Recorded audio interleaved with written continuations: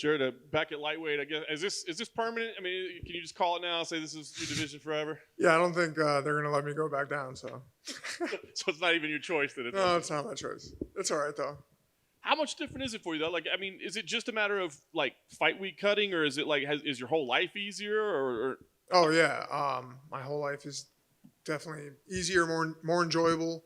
But I'm healthier. I get injured less, and I think just overall, genuine quality of life is just better. so with all that said, you're saying like it wasn't your choice. Do you think the competitor in you or the stubborn fighter in you would still go down to 45 if they would let you, even though you just said it's far better life for me? I mean, I think about it sometimes, but do I want to be bigger or do I want to be better? So guys at 55 I'm always the smaller guy. Whether it's, I might not be the shortest guy, but I'm always, length, my arms, and, they're usually bigger than me. But it is what it is, man. There's a lot of really great champions that were considered small. So what's the difference? Did you feel a strength difference in the last fight? Joe is a large boy, man, I should say.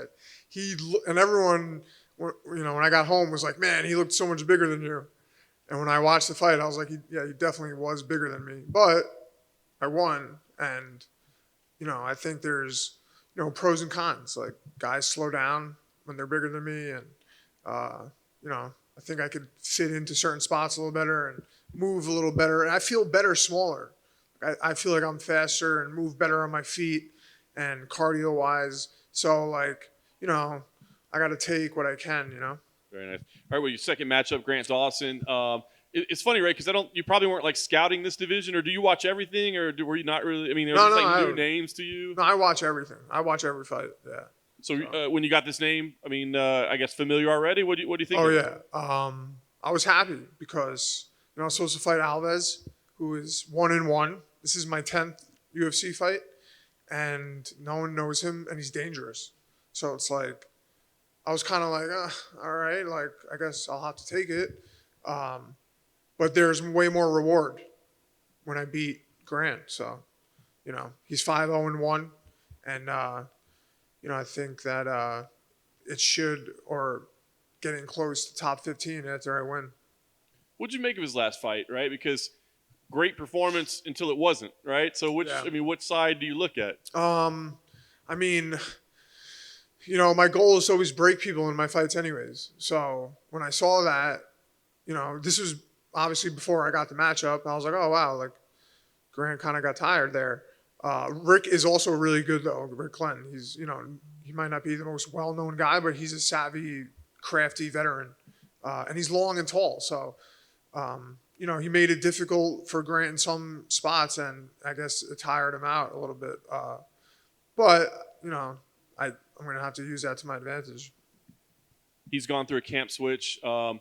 One camp, is that enough? Like, you've watched this guy. Can he be a different fighter in one camp at a new place, or do you just go, no, I kind of know who he is?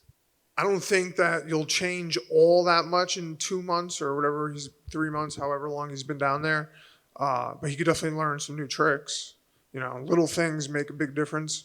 But I don't expect him to be completely different, especially under the lights. You always tend to revert back to your instincts. And, in order to, you always revert to like 2 or 3 things, and then it takes months and years of drilling other things. And in your subconscious, those 2 or 3 things will fall out. And without you even realizing, the new things you're learning are coming into play. But it takes lots and lots and lots of repetitive drilling and drilling and drilling. So maybe he did drill for, an hour every day for the last 3 months. But, it takes years. So see what happens. You said it. I mean, a recognizable name here, maybe borderline top 15. I mean, I know you're kind of just easing your way into the division, but you win here. Do you start calling out some names and trying to make some matchups, or do you? Man, I haven't even looked at. I don't know the order of the top. I mean, I know the top guys, but I'm not looking past Grant. And I don't want to fight backwards, but I'm just going to see what happens. And I'm going to say, like, oh, I think I'm ready for a top 15. I'm not going to call anyone's name out, though, because I haven't even looked. So, yeah.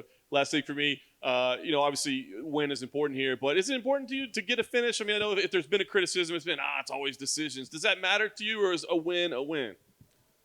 A win's a win, but I definitely want a, spectacular performance. I've been criticized, for just winning fights, which I don't know. To me, a win is a win. But if I want to make a statement and get a top 15, then I should, I'm looking for the finish. So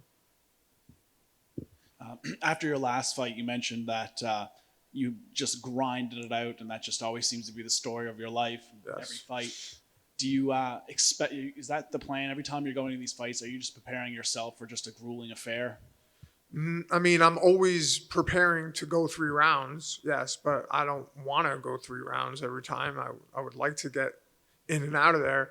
It's just the way, the cookies crumbled for me. I haven't had a finish since my debut, my UFC debut.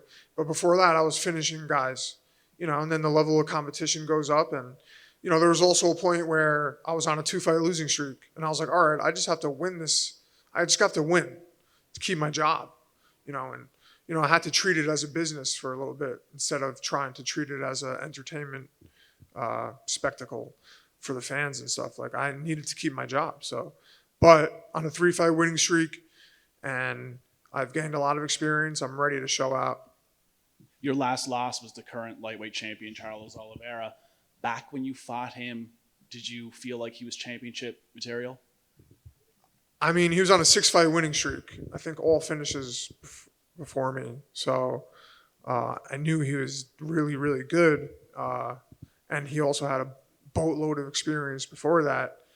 But when I lost, we were in the hotel room and my wife was like, he's going to be the champion. And then we watched him. I think he fought Kevin Lee, and then he fought Ferguson, and then so on and so on. And look where he's at. So it's almost... that loss aged super well for me. It's like, oh, he's on a 3-fight losing streak. His last loss is to the champion. Like almost sounds good, So, but yeah, he's obviously championship material. Thank you.